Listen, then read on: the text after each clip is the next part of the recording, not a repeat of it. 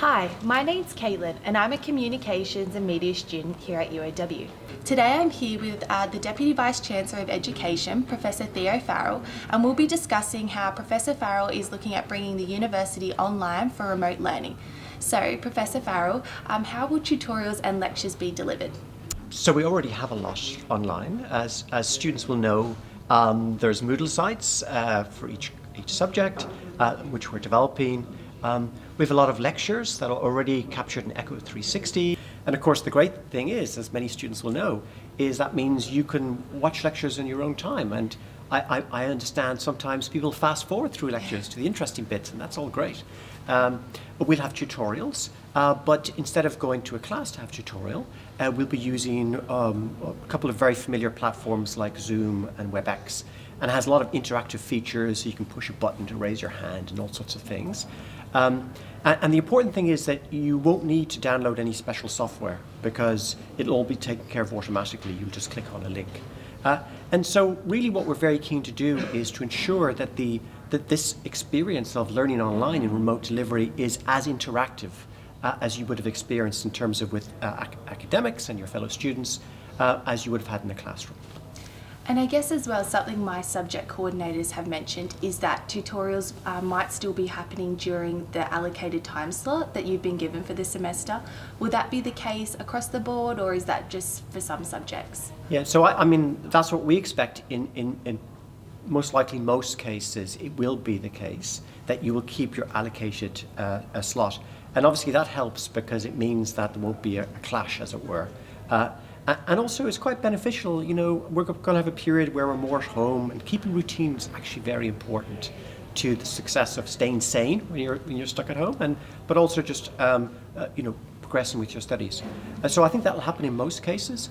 In some cases it may not happen because we might be using discussion boards or other methods, but for most students they will be keeping sort of standard class time. So what will happen to subjects that include off-campus practicals, such as social work, nursing and education? That's a great question with regards to off-campus practicals. And we're actually working through this right now with our placement partners. We're both subject to government directives, and so we need to figure this out. So we don't have the answers just yet, but we will soon. And as soon as we know about where we're going to be with placements and off-campus practicals, we'll be in touch with students with up-to-date information. And I guess that leads into the next question about on-campus practicals such as science and the performing arts and what will be happening there. So faculties are working through this right now. We're exploring innovative ways to enable students to complete their course entirely. And that includes doing any on-campus practicals that they need to do, would expect to do.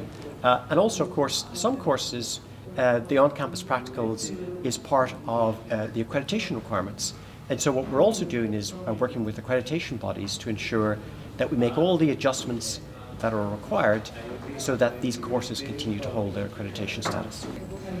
So for me, I have a lot of group assessments. So how will group assessments and presentations work?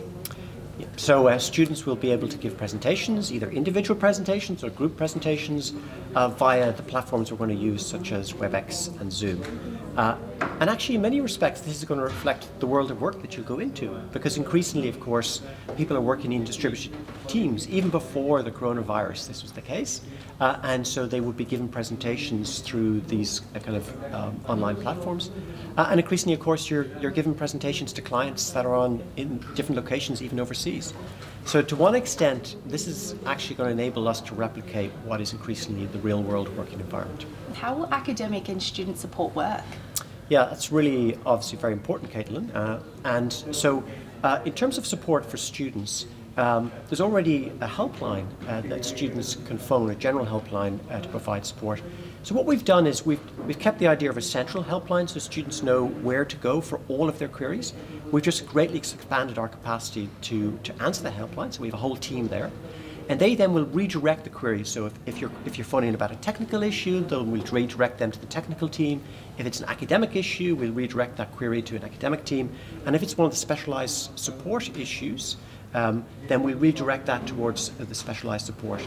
So the important thing is students know there's one place to go, but behind that are all the specialised areas of support that they will require. I'm in my last year of university, and I'm curious to know, what will the UOW student experience feel like if it's remote? The coming months will be exceptional for us all. Students across Australia are facing the beginning of an academic year that's like no other. And students across the world are facing a shared set of challenges. At Wollongong, we're going to strive to make the coming months as interactive and as intellectually enriching as possible. I'm delighted to say that, I'm proud to say that Wollongong is rated number 1 in New South Wales and ACT for the quality of our undergraduate programs, and number 2 for the quality of our postgraduate programs. And that's down to our dedicated and outstanding academic staff. So the same folks that are working really hard now to turn all of their subjects into online subjects for remote delivery.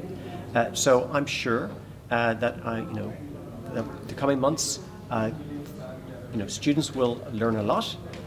They'll have fun online. They will progress in their courses, and they'll really make the most of what's going to be the challenging time ahead of us. Thank you so much for your time today, Theo. This has been really helpful. It's been a real pleasure, Caitlin. Thank you. And good luck with your studies. Thank you.